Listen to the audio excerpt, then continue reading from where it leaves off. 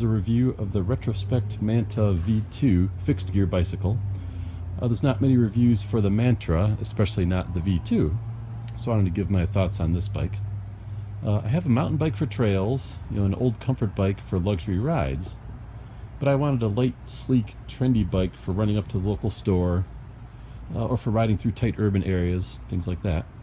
I like the low cost and the minimalist looks of the Fixies, and I live in a flat neighborhood, so I have no hills needing assistance from a gear to help me climb. So I looked around a bit and I ultimately picked this one in the matte black, and I've had it for actually a couple of months now. As far as where I bought it, you should always support your local bike store whenever possible. That being said, since Fixies are more of a niche item and they may not have a variety, I did end up purchasing this from Amazon for $300, with the Amazon Prime 2-day shipping. Assembly was very easy. It all came in one box. Just attached the front tire, right? The seats, the pedals, and the handlebars, and that's all the assembly that was required. The brakes were adjusted fine, and the wheels were true. It comes with a flip-flop hub right there, so you can either use it as a pure fixed gear bike where the pedals are in motion whenever the back tire is moving, or just flip the back tire around and use it as a single speed with a free wheel where you can coast without moving, like a traditional bike. I use the freewheel option, which is actually this hub here, but if you flip the bike around, the fixed gear is right there, so it's really easy to try one style and change it back if you don't like that style. This is the large size, 57 centimeters, and I'm just under 6 foot tall, and it fits me perfectly. The website says the tires are 700 by 23 Kenda Quest tires. This bike actually came with the 700 by 25. I was going to try and find the number on the wheel, but you'll have to take my word for it. Which actually I like better anyway on my roads, to absorb the bumps and cracks. So, that's fine by me. Parts. It comes with front and rear brakes. What I did actually is I removed the back brake for a cleaner look, so I'm just going with the front brake. The seat that came with it I found to be too hard, actually. Now remember what I said earlier about always supporting your local bike shop? Well, I went up there and they had a selection of takeoff seats with more cushion, so I just got this one for 20 bucks and swapped it on. So that was a nice cheap upgrade I did.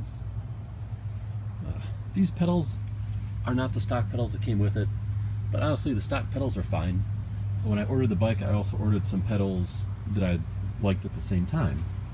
But when I got the bike, I was like, oh man, I really didn't need to swap out the pedals, but oh well, I have them now. I'm not even going to buy a bottle cage or a repair kit to put on this one, since it'll just be for neighborhood urban use. And again, I want to keep that minimalist look to it. On that topic too, the bike also comes with reflectors, on both the wheels. The pedals that came with it had, the little reflectors on the side. These are not them.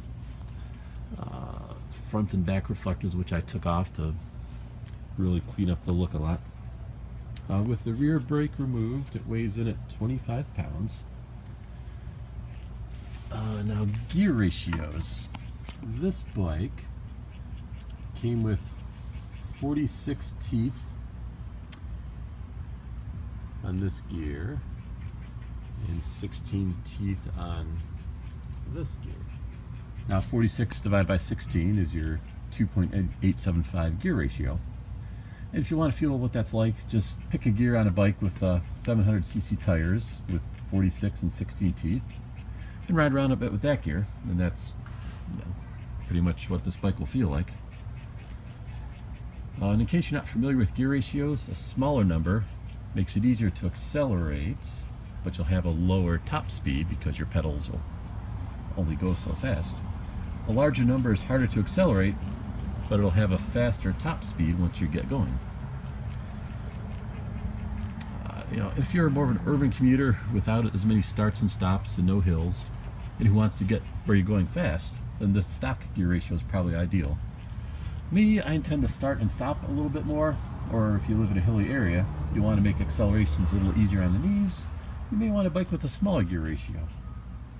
One way to get a smaller gear ratio is to buy a crank set with less teeth. 44 teeth, 40 teeth installed on this bike. Or what I did, which is a lot easier and cheaper, and has a bigger impact on the gear ratio, is I just replaced the cog back here with one with more teeth.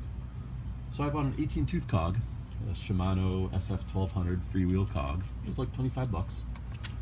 And that'll knock the gear ratio down to a 46 by 18. And, you know, just going from that stock 16 to an 18 was a nice noticeable difference.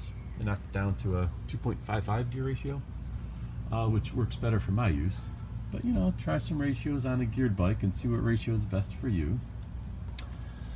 And I think that's about all I had to talk about on this bike. It comes with the that style of valves.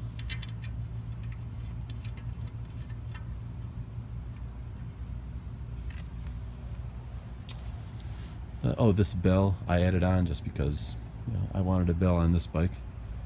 But everything else you see, except for the pedals, as I mentioned before, well, and the seat, is what you'll get in the Mantra V2.